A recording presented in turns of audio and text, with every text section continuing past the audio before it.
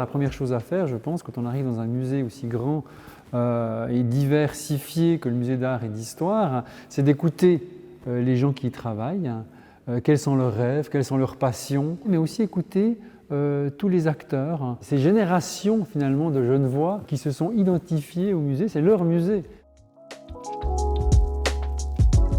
Pour moi, ce musée, il est extraordinaire. Il a une collection qui est reconnue dans le monde entier. Je viens de visiter ce matin les dépôts de meubles, d'art appliqué, de tissus. Enfin, il y avait des choses, mais absolument extraordinaires.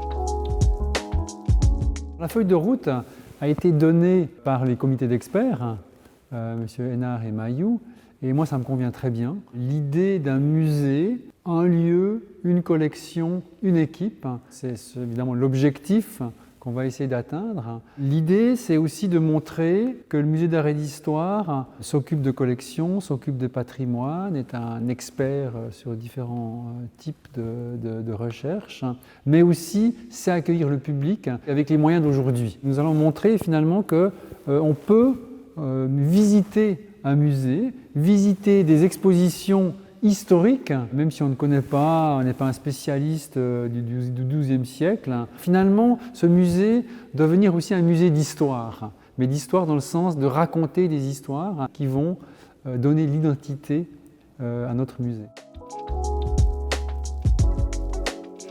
Lorsqu'on parle du futur du musée, c'est une grande question. Tout le monde a l'impression d'avoir la réponse, tout le monde imagine ce futur. On sait qu'on vit une période où justement le musée va expérimenter des changements absolument radicaux. On va utiliser certaines parties du musée comme espace d'expérience, espace de test. On va tester des formats, on va voir ce qui marche.